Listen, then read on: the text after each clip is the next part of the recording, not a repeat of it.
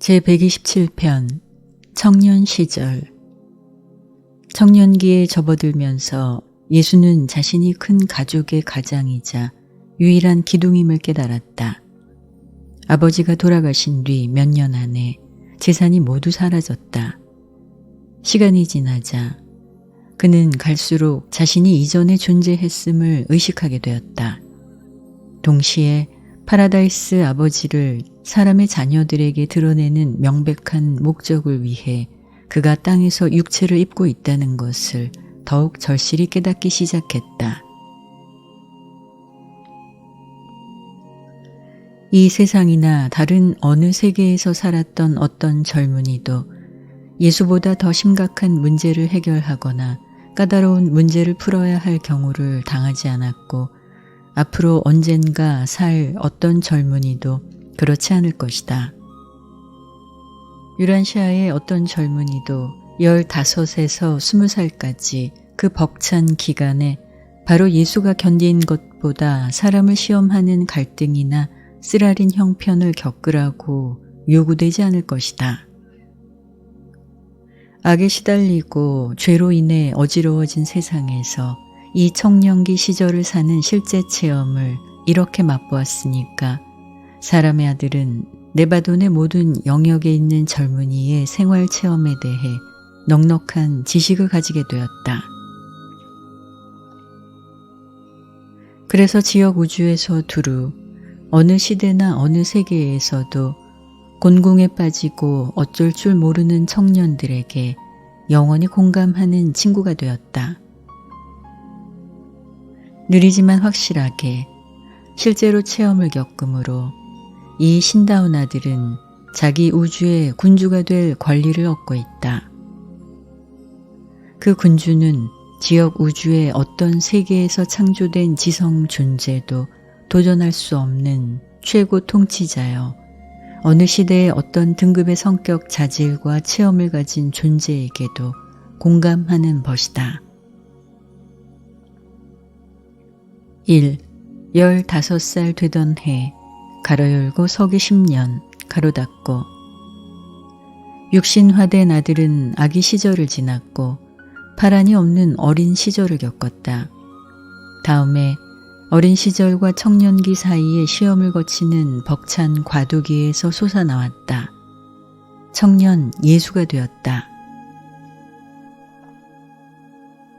이 해에는 몸이 완전히 성장했다. 그는 남자답고 잘생긴 젊은이였다. 더욱 차분하고 심각해졌어도 친절하고 이해심이 있었다. 눈은 친절하지만 꿰뚫어보는 눈이었고 빙그레 웃는 웃음은 언제나 사람을 끌어들이고 안심시켰다. 목소리는 아름답지만 위엄이 있었고 인사는 따뜻해도 꾸밈이 없었다. 언제나 가장 평범한 사람들과 만날 때에도 사람과 신, 이 이중 성질의 분위기를 증거하는 듯했다. 그는 공감하는 친구이자 권위 있는 선생, 이 두 가지를 합친 성품을 언제나 나타냈다. 이런 성격의 특징은 일찍부터 이 청년기 시절에도 뚜렷해지기 시작했다. 신체가 강하고 튼튼한 이 젊은이의 인간 지능도 또한 완전히 발달했다. 인간으로서 생각하는 충분한 체험을 겪었다는 것이 아니라 그러한 지적 성장 능력을 충분히 얻었다. 건강하고 균형이 잘 잡힌 몸, 날카롭고 분석적인 머리, 친절하고 이해심이 있는 기질, 얼만큼 변동이 있어도 적극적인 기질을 소유했고 이 모두가 튼튼하고 놀랍고 매력있는 인격으로 구성되고 있었다.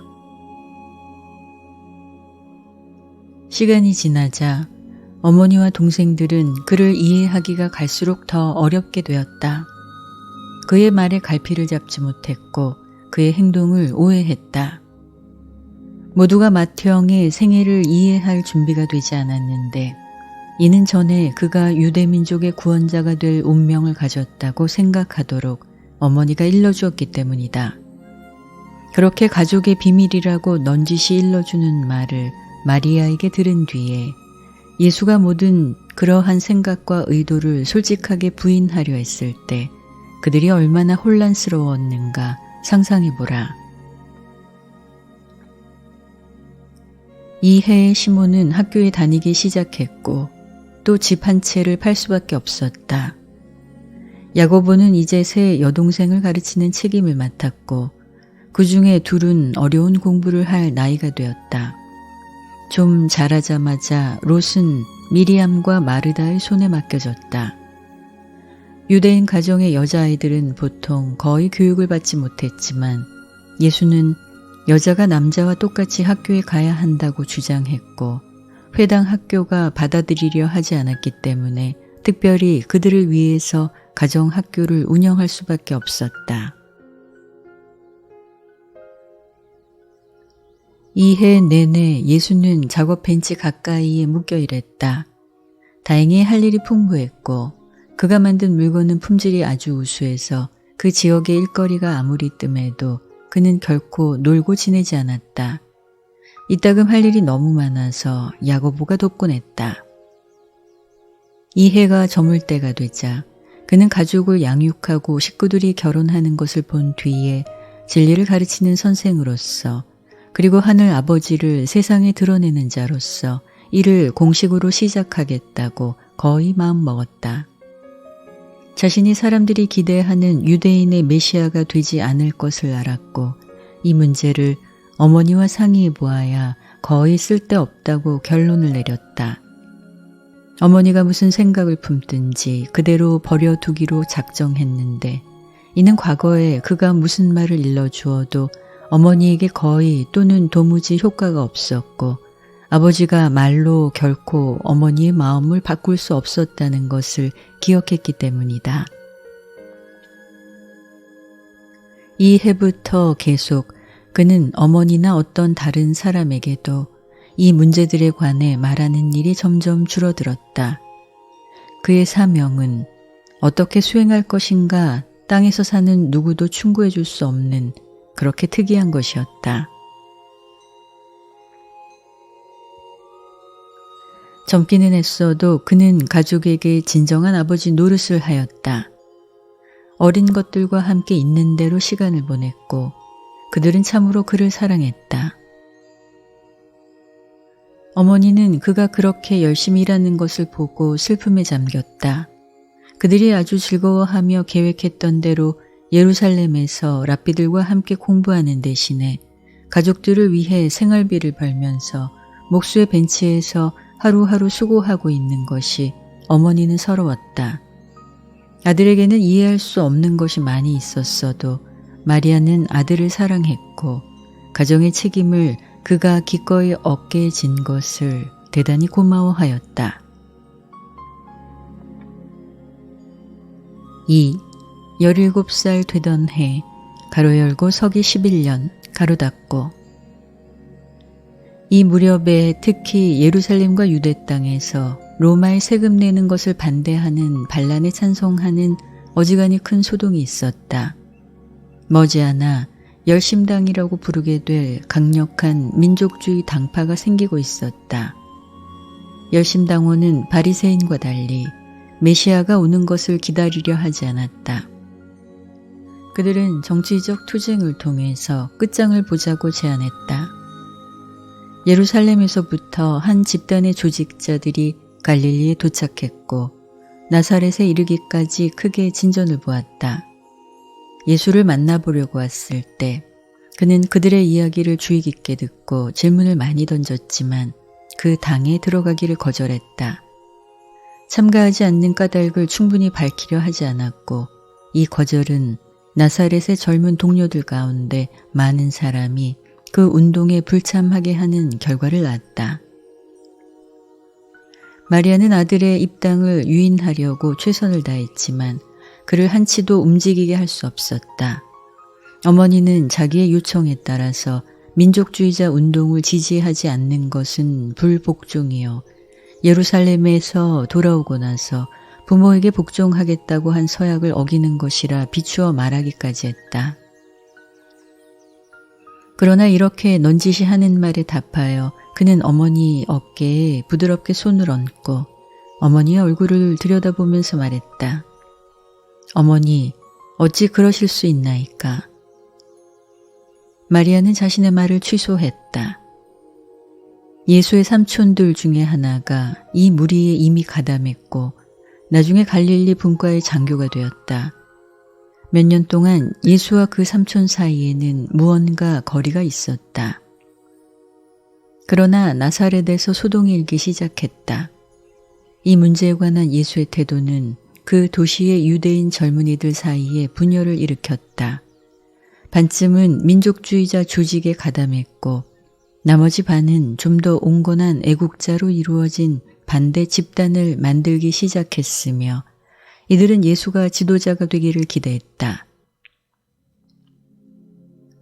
가족에 대한 무거운 책임을 구실로 탄원하면서 그에게 내민 명예를 물리쳤을 때 모두가 그 책임을 인정했지만 그들은 놀랐다. 그러나 아직 상황은 더욱 까다로워졌는데 당장에 이방인들에게 돈 빌려주는 사람, 이삭이라는 어느 부자 유대인이 나서서 예수가 연장을 내려놓고 이 나사렛 애국자들의 지도를 맡는다면 예수의 가족을 부양하겠다고 나섰다. 그때 17이 채 되지 않은 예수는 일생의 초기에 가장 아슬아슬하고 어려운 한 상황에 부딪혔다. 애국 문제는 특히 세금을 걷는 외국 억압자들 때문에 까다롭게 될 때 언제나 영적 지도자들이 처신하기 어렵다. 그리고 이 경우에 로마에 항거하는 이 모든 선동에 유대 종교가 관련되었기 때문에 2배나 어려웠다.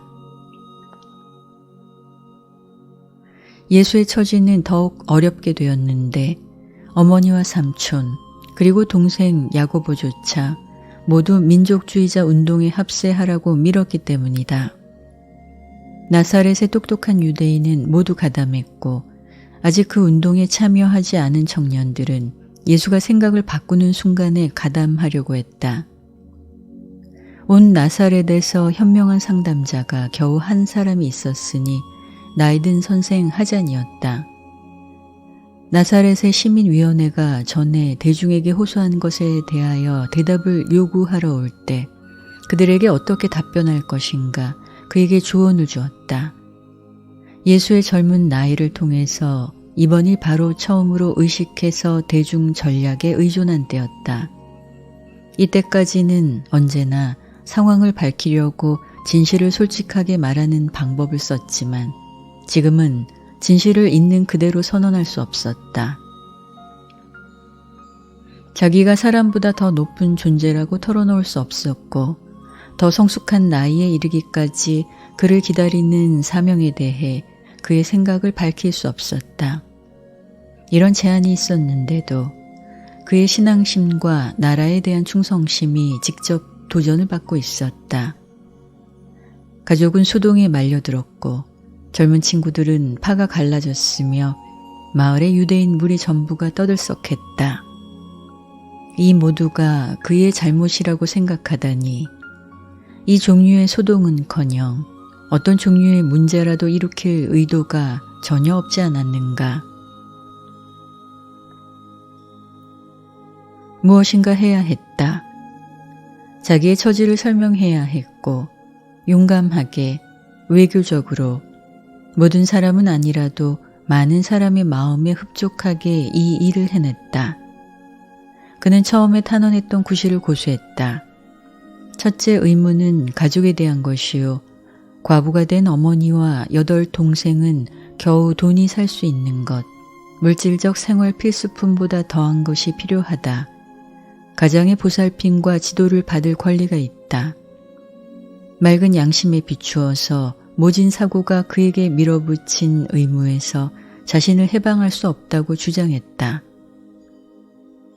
그를 기꺼이 놓아주겠다고 하는 어머니와 맨 위 동생에게 감사를 표시했지만 가족을 물질적으로 부양하기 위해서 앞으로 얼마나 많은 돈이 들어오든지 상관없이 돈은 사람을 사랑할 수 없다고 결코 잊어서 안 될 말을 하면서 돌아가신 아버지에 대한 충성심 때문에 가족을 떠날 수 없다고 되풀이하여 말했다. 이 연설을 하는 과정에서 예수는 일생의 사명에 대해 몇 번 분명치 않게 언급했지만 그것이 군사적 관념과 일치하든 않든 상관없이 가족에 대한 의무를 충실하게 이행할 수 있도록 생애의 모든 다른 것과 함께 일생의 사명도 포기했다고 설명했다. 나사렛에 있는 사람은 누구나 그가 가족에게 좋은 가장이었음을 잘 알았다. 이것은 모든 고귀한 유대인의 마음에 아주 가까이 와닿는 문제였기 때문에 예수의 탄원은 말씀을 듣던 사람들의 마음속에서 그에게 공감하는 반응을 일으켰다. 그렇게 생각하지 않는 사람들 중에 덜어는 야고보가 한 연설에 마음이 풀어졌고 계획이 없었으나 이때 그는 한바탕 연설했다. 바로 그날 하자는 야고보에게 연설을 미리 연습시켰지만 그것은 그들의 비밀이었다. 야고보는 그가 가족을 위해 책임을 질 만큼 나이가 들었다면 예수가 민족을 해방하는 일을 도우리라 확신한다. 그들이 예수를 우리와 함께 우리의 가장과 선생으로 남아 있도록 허락한다면 여러분은 요셉의 가족에서 지도자를 하나만 얻는 것이 아니라 곧 충성스러운 민족주의자 5명을 얻으리이다. 왜냐하면 우리 가장인 형님의 지도를 받고 자라서 우리나라에 봉사하려고 나설 소년이 5이나 있지 않나이까 하고 말했다. 그 소년은 이렇게 아주 긴장되고 아슬아슬한 형편을 무척 즐거운 종말로 이끌었다.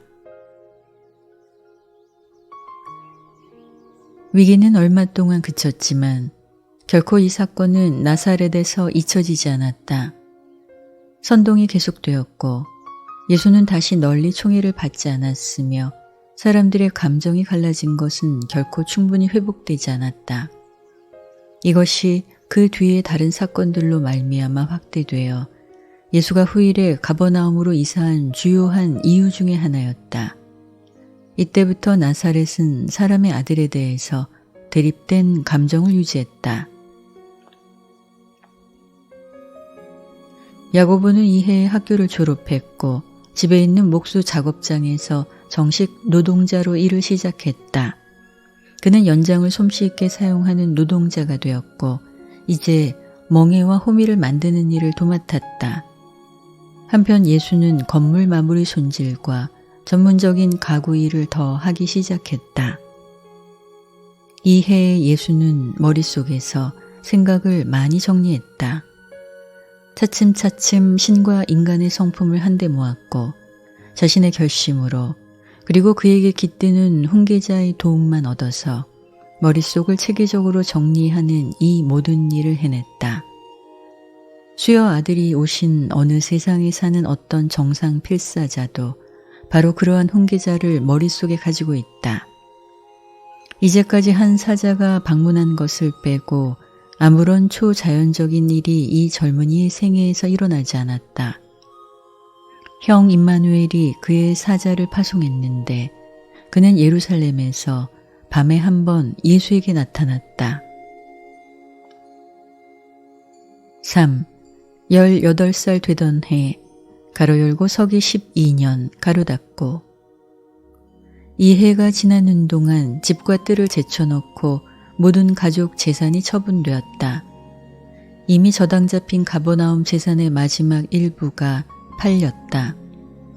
수익금은 세금을 내기 위해 쓰였고 야고보에게 새 연장을 얼만큼 사주기 위해서 또 카라반 휴식처 가까이에 있는 가족의 오래된 소모품 및 추선 가게의 지불금을 내는 데 쓰였다.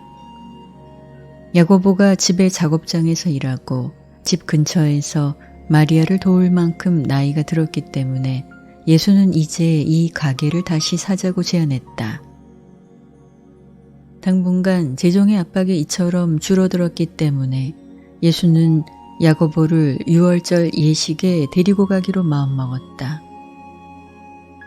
예루살렘에 하루 일찍 올라갔고 두 사람만 사마리아의 길로 갔다. 그들은 걸어갔고 아버지가 5년 전에 비슷한 여행길을 가면서 가르쳤던 것처럼 가는 길에 예수는 야고보에게 역사적 장소들에 대해 일러주었다. 사마리아를 지나가면서 그들은 많은 낯선 광경을 보았다. 이 여행길에서 개인, 가족, 국가의 여러 문제에 대해 이야기했다. 야고보는 대단히 종교적 부류의 소년이었다. 예수가 일생에 할 일에 대해 무슨 계획이 있는가 거의 알지 못했고 그에 대해서 어머니와 완전히 같은 생각을 갖지는 않았지만 예수가 자기의 사명을 시작할 수 있도록 그가 가족을 위해서 책임을 맡을 수 있을 때가 오기를 그는 기대했다. 예수가 그를 유월절 예식에 데리고 가는 것을 그는 무척 고맙게 여겼다. 그리고 그들은 여느 때보다 더 자세히 앞날에 대해서 이야기했다.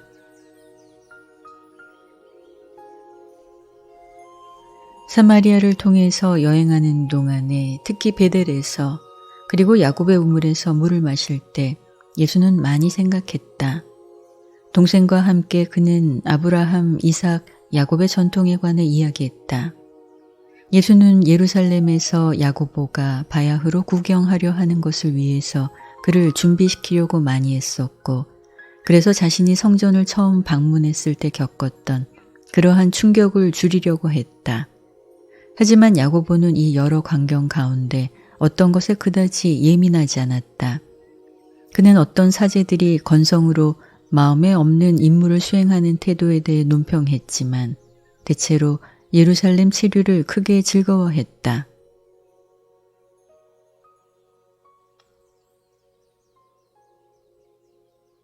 예수는 유월절 저녁을 먹으려고 야고보를 베다니로 데리고 갔다. 시몬은 이미 선조들과 함께 묻혔다. 성전에서 희생 양을 가져왔기 때문에 예수는 유월절 가족의 가장으로서 이 가정을 주관했다. 유월절 저녁 식사 뒤에 마리아는 야고보와 함께 이야기하려고 앉았고 한편 마르다와 나사로와 예수는 밤 늦게까지 함께 이야기했다. 다음날 그들은 성전 예배에 참석했고 야고보는 이스라엘 연방의 가입이 허락되었다. 그날 아침 성전을 보려고 올리브 산마루에서 멈추었을 때 야고보가 놀라워하며 감탄하는 동안 예수는 잠자코 예루살렘을 바라보았다. 야고보는 형의 행동을 이해할 수 없었다. 그날 밤 다시 베다니로 돌아갔다. 다음 날 집을 향해 떠났을 터이지만 야고보는 선생들의 강론을 듣고 싶다고 설명하면서 성전을 찾아보려고 돌아가기를 고집했다. 이것은 참말이었지만 가슴속에 몰래 어머니의 말씀을 들은 대로 그는 예수가 토론에 참여하는 것을 듣고 싶어 했다. 따라서 그들은 성전에 가서 토론을 들었지만 예수는 아무것도 묻지 않았다. 인간이자 하나님인 그의 깨어나는 지성에 모두가 시시하고 하찮게 보였다. 그들을 불쌍히 여길 수 있을 뿐이었다. 야고보는 예수가 아무 말도 하지 않아서 실망했다. 그가 묻자 예수는 이렇게 대답할 뿐이었다. 내 때가 아직 오지 않았느니라. 이튿날 그들은 예리고와 요단강 유역을 거쳐 집을 향해 길을 떠났고 그가 13살이었을 때 이 길로 전에 여행한 것을 포함해서 길가에서 여러 가지 일을 이야기했다.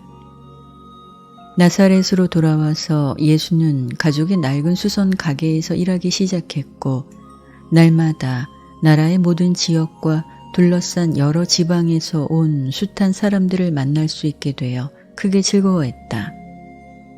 예수는 참으로 그저 보통 사람들을 사랑했다. 매달 그 가게에 대해 지불금을 냈고 야고보의 도움을 얻어서 줄곧 가족을 부양했다.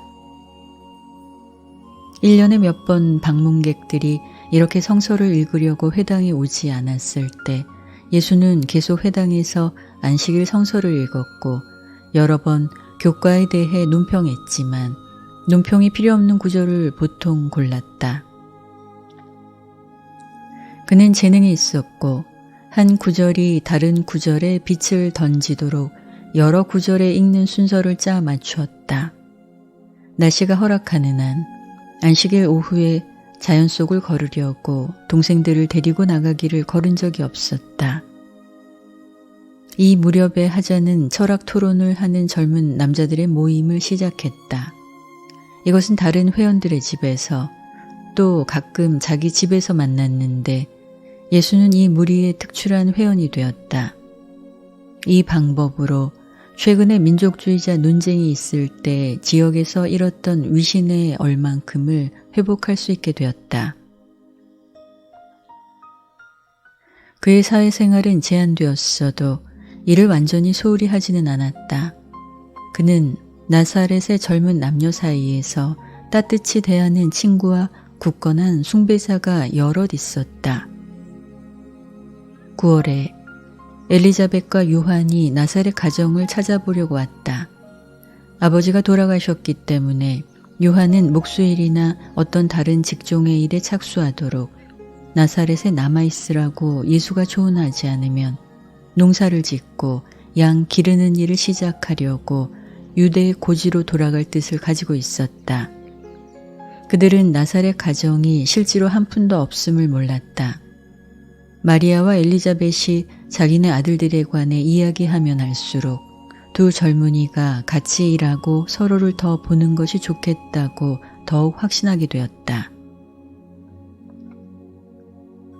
예수와 요한은 함께 많이 이야기를 나누었고 대단히 사사롭고 개인적인 어떤 문제들에 대해서 이야기했다. 이 이야기를 마치고 나서 그들이 해야 할 일로 하늘 아버지가 부르신 뒤에 대중에게 봉사하면서 만날 때까지 서로 다시 만나지 않기로 결정했다. 나사렛에서 본 것 때문에 요한은 집으로 돌아가서 어머니를 부양하기 위해서 수고해야 한다고 크게 감명을 받았다.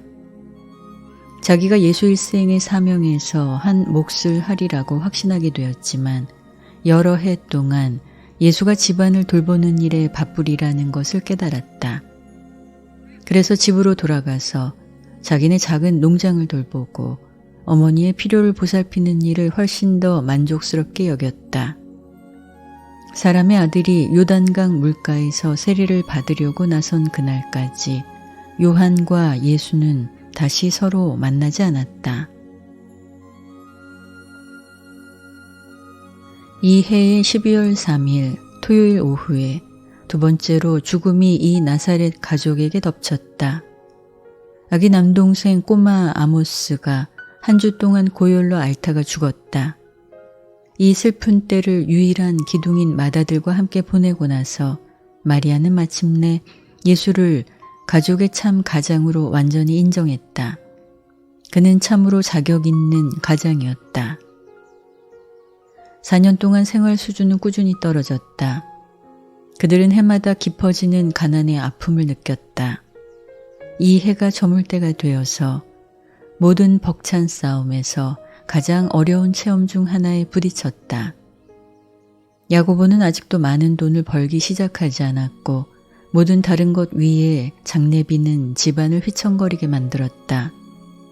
그러나 예수는 초조하고 슬퍼하는 어머니에게 단지 이렇게 말하곤 했다. 어머니, 슬퍼하는 것이 우리를 돕지 아니하리이다.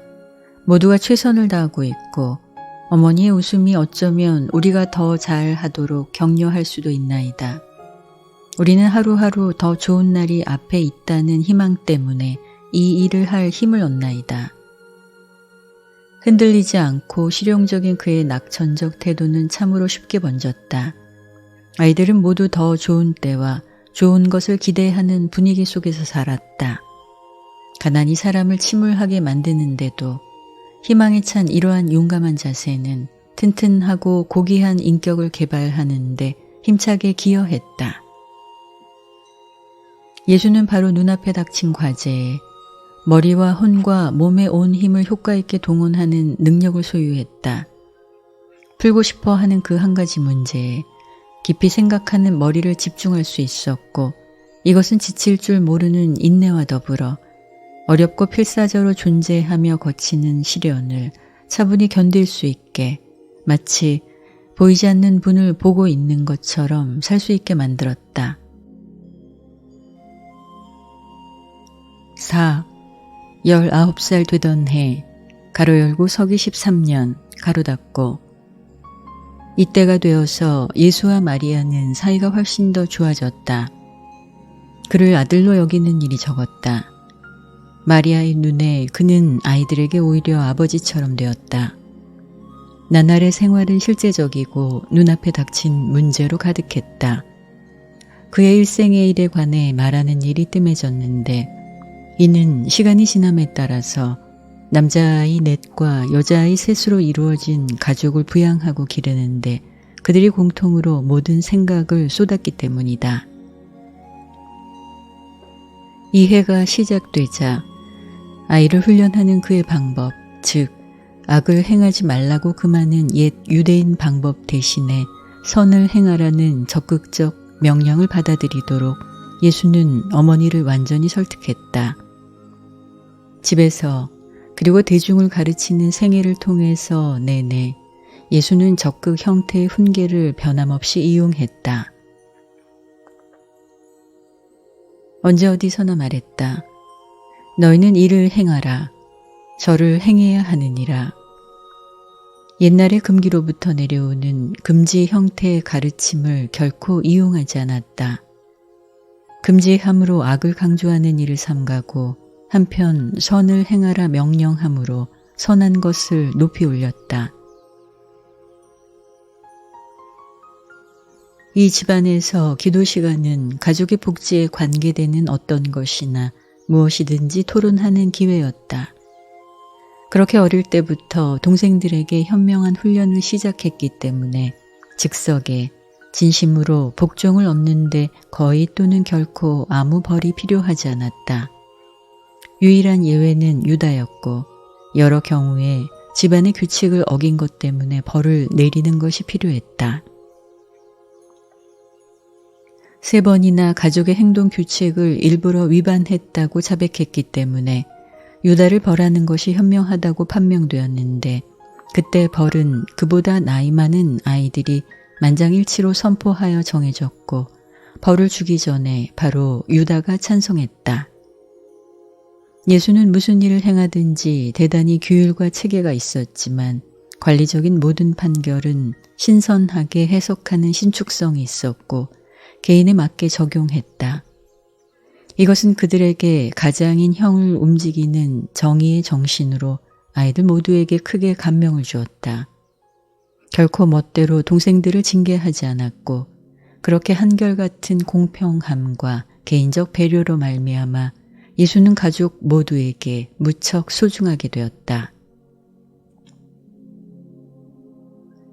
야고보와 시몬은 싸우기 좋아하고 때때로 성내는 놀이 친구들을 설득과 무저항으로 달래는 예수의 계획을 따르려고 애쓰면서 자랐고 상당히 성공했다. 그러나 요셉과 유다는 집에서 그런 가르침에 머리를 끄덕였지만 친구들에게 공격을 받았을 때 자신의 방어를 서둘렀다. 특히 유다는 이 가르침의 정신을 위반한 잘못이 있었다. 그러나 무저항은 가족의 규칙은 아니었다. 개인에 관한 가르침을 어기는 데는 아무런 벌이 따르지 않았다. 대체로 아이들은 모두, 특히 여자아이들은 애정 있는 아버지의 경우에 하는 것과 똑같이 예수에게 어린 시절의 어려움을 의논하고 속을 털어놓았다. 야고보는 안정되고 성질이 차분한 젊은이로 자라고 있었지만 예수처럼 영적 성향을 가지지 않았다. 그는 요셉보다 공부를 훨씬 더 잘하는 학생이었고 요셉은 충실한 일꾼이긴 했어도 영적 생각이 더욱 부족했다. 요셉은 꾸준히 일하는 사람이었고 다른 아이들의 지적 수준에 미치지 못했다. 시몬은 착한 생각을 가진 소년이었으나 너무나 꿈에 사로잡힌 사람이었다. 살면서 안정된 직업을 쉽게 가지지 못했고 예수와 마리아에게 상당한 걱정거리였다. 그러나 언제나 선하고 좋은 의도를 가진 소년이었다. 유다는 걸핏하면 싸우는 사람이었다. 가장 높은 이상을 가졌지만 성질이 안정되지 않았다. 어머니의 각오와 공격성 모두를 더 많이 가졌지만 어머니가 가진 균형 감각과 신중함이 상당히 모자랐다. 미리암은 고귀한 것과 영적인 것을 날카롭게 이해하는 안정되고 분별 있는 딸이었다. 마르다는 생각과 행동이 느렸어도 아주 믿을만하고 유능한 아이였다. 아기 롯은 집안에서 햇빛 같은 사람이었다. 생각 없이 말을 해도 아주 마음이 진지했다. 가장인 큰 오빠를 그 아이는 거의 숭배하듯 하였다. 그러나 그들은 롯의 버릇을 잘못 들이지는 않았다. 롯은 예쁜 아이였지만 미리암처럼 잘생기지는 않았고 미리암은 그 도시에서 첫째가는 미인은 아니라도 그 가족 안에서 미인이었다. 시간이 지남에 따라서 예수는 안식일을 지키는 것과 종교의 다른 여러 단계에 관계된 가족 교육과 관습을 자유화하고 개량하려고 많이 수고했고 이 모든 변화에 마리아는 진심으로 찬성했다. 이때가 되어서 예수는 의문의 여지없이 집안의 가장이 되었다. 이 해에 유다는 학교에 다니기 시작했고 이 비용을 치르기 위해서 예수가 하프를 파는 것이 필요했다. 이렇게 마지막 오락의 즐거움이 사라졌다. 머리가 피곤하고 몸이 지쳤을 때 하프 켜기를 무척 좋아했지만 최소한 세리에게 그 하프를 빼앗기지 않았다는 생각에 그는 위로를 얻었다. 5. 에즈라의 딸 레베카. 비록 가난하기는 했어도 나사렛에서 예수의 사회적 지위는 조금 더 떨어지지 않았다. 그는 그 도시에서 으뜸가는 젊은이들 중에 하나였고 대부분의 젊은 여자들 사이에서 대단히 평판이 좋았다. 예수가 튼튼하고 지적인 남성의 아주 훌륭한 표본이었으니까 그리고 영적 지도자로서 그의 명성을 생각한다면 나사렛의 부유한 상인이자 무역가 에즈라의 맏딸 레베카가 이 요셉의 아들을 차츰 사랑하게 되었음을 깨달은 것은 놀라운 일이 아니다. 그 여자는 예수의 누이 동생 미리암에게 먼저 사랑을 고백했고 미리암은 다시 이 모두를 어머니와 의논했다. 마리아는 크게 마음이 흔들렸다. 이제 그는 가족에게 없어서는 안 될 가장이 되었는데 아들을 잃게 되려는가? 문제가 결코 그치지 않으려는가? 다음에는 무슨 일이 일어날까? 그리고 나서 멈춰서 결혼이 예수의 앞날에 무슨 영향을 미칠 것인가 깊이 생각했다. 자주는 아니라도 적어도 어떤 때는 예수가 약속의 아이였다는 사실을 회상했다. 마리아와 미리암이 이 문제에 대해 이야기한 뒤에 그들은 바로 레베카에게 가서 그 여자 앞에 사연을 모두 털어놓고 예수가 운명의 아들이다. 그가 위대한 종교 지도자, 아마도 메시아가 될 것이라고 믿는다고 그 여자에게 정직하게 일러주므로 예수가 미처 알기도 전에 그 일을 그만두게 하려고 노력을 기울이기로 작정하였다. 레베카는 열심히 귀를 기울였다. 그 이야기에 마음이 떨렸고 그 여자가 선택한 이 남자와 운명을 같이 하고 지도자의 일생을 함께 하겠다고 갈수록 더 마음이 굳어졌다. 그러한 남자는 더군다나 충실하고 유능한 아내가 필요하리라고 주장했다. 그 여자는 마리아가 자기를 말리려고 노력하는 것이 집안의 가장이자 유일한 기둥을 잃어버릴까 두려워하는 자연스러운 반응이라고 풀이했다. 그러나 목수의 아들에게 마음 끌리는 것을 아버지가 승인함을 알고서 예수가 버는 돈을 잃는 손해를 전부 보상하려고 아버지가 그 가족에게 충분한 소득을 기꺼이 주리라 생각했고 그 여자는 옳았다. 아버지가 그러한 계획에 찬성했을 때 레베카는 마리아와 미리암과 더 의논했고 지지를 얻지 못하자 그 여자는 대담하게 직접 예수에게 갔다.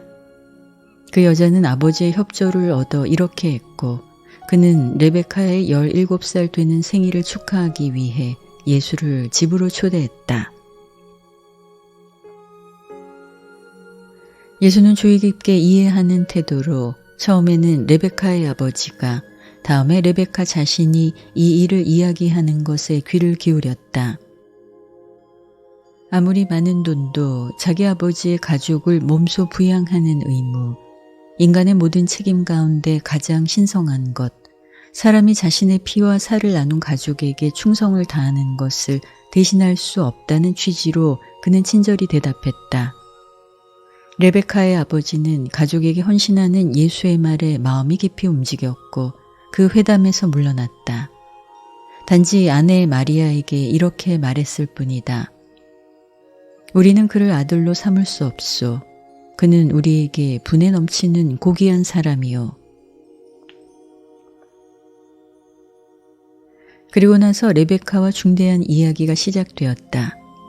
이제까지 그의 생애에서 소년과 소녀, 젊은 남녀를 구별하지 않고 사귀었다. 그의 머리는 실용적인 세상 일을 해결하는 다급한 문제들, 그리고 아버지의 일을 수행하는 궁극의 생애를 골똘히 생각하는데 전적으로 너무 빠져 있었다. 그래서 개인적 사랑을 인간의 결혼으로 매듭 짓는 것을 언제라도 심각하게 생각해 볼 수 없었다. 그러나 이제 모든 보통 인간이 부닥치고 결정해야 하는 그런 문제 하나와 마주친 것이다. 정말로 그는 너희와 마찬가지로 모든 면에서 시험을 받았다. 주의 깊게 말을 듣고 난 뒤에 찬미의 표현에 대하여 레베카에게 진심으로 감사했고 이것은 내 일생에 날마다 나를 기쁘게 하고 위로하리라고 덧붙였다. 그는 단순한 형제 같은 대우와 순수한 친구 관계 외에 어떤 여자와도 관계를 가질 자유가 없다고 설명했다. 첫째가는 가장 중요한 의무는 아버지의 가족을 부양하는 것이며 그것이 이루어질 때까지 결혼을 생각할 수 없다는 것을 분명히 했다. 그리고 나서 덧붙여 말했다. 내가 운명의 아들이라면 내 운명이 분명히 나타날 때까지 나는 일생 동안 지속되는 책임을 져서는 안 되지요. 레베카는 마음이 찢어지듯 아팠다. 위로받기를 마다하고 아버지가 마침내 세포리스로 이사하는 데 찬성할 때까지 아버지에게 나사렛을 떠나자고 졸랐다. 후일에 결혼하려고 찾아온 숱한 남자들에게 레베카는 같은 대답을 주었을 뿐이다. 그 여자는 오직 한 가지 목적을 위해서 일찍이 살았던 가운데 그 여자에게 가장 위대한 이 사람이 생명의 진리를 가르치는 선생으로 첫 발을 내디딜 때를 기다리며 산다고.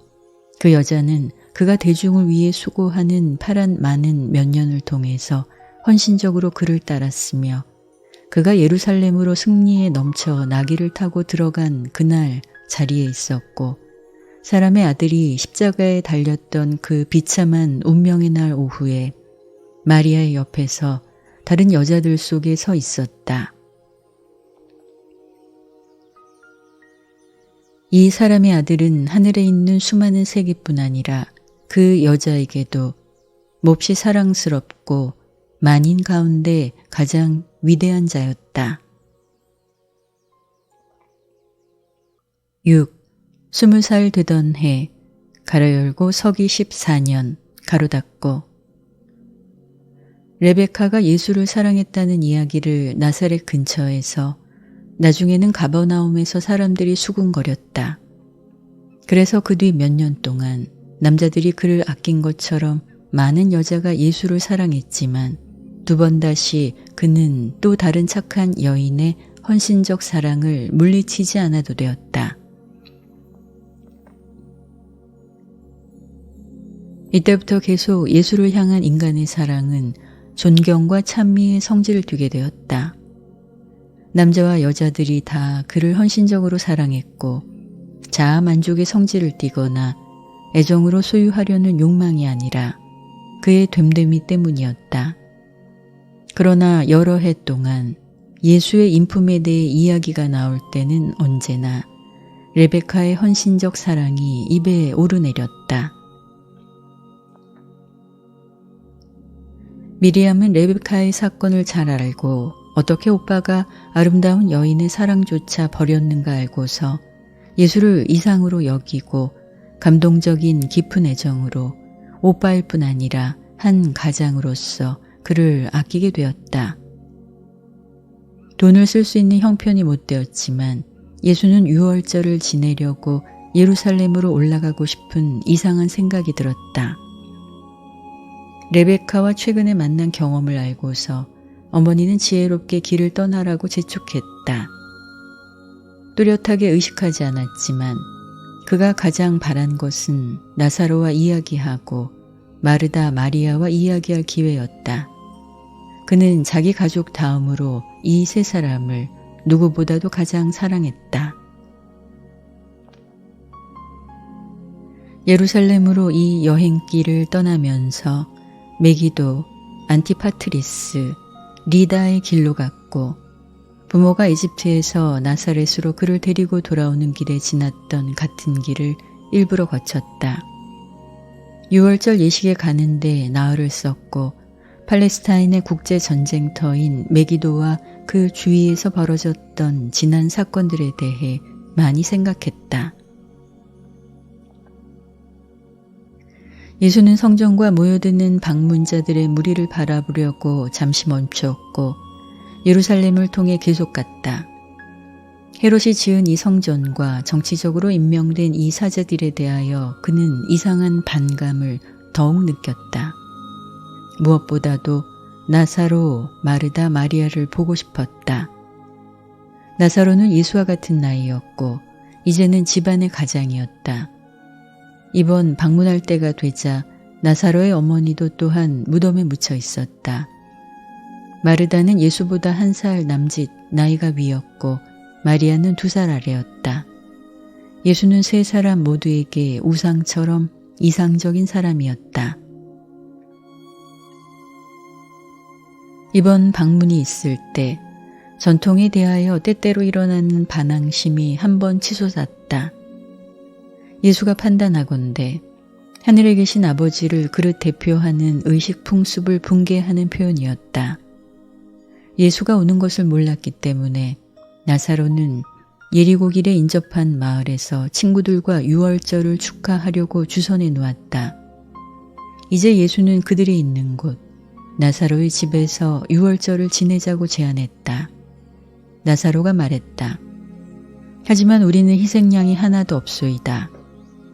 그리고 나서 그는 하늘에 계신 아버지는 그러한 유치하고 의미 없는 의식에 참으로 관심이 없다는 취지로 길지만 납득이 가는 설명을 시작했다. 그들은 엄숙하고 뜨겁게 기도를 드린 뒤에 일어섰고 예수는 말했다. 내 민족의 유치하고 어두운 지성들은 모세가 지시한 대로 저희의 하나님을 섬기게 하라. 저희가 그리하는 것이 좋지만 생명의 빛을 본 우리는 이제 더 어두운 죽음의 길을 통해서 우리 아버지께 다가가지 말자. 우리 아버지의 사랑이 영원하다는 진리를 알고서 해방되자.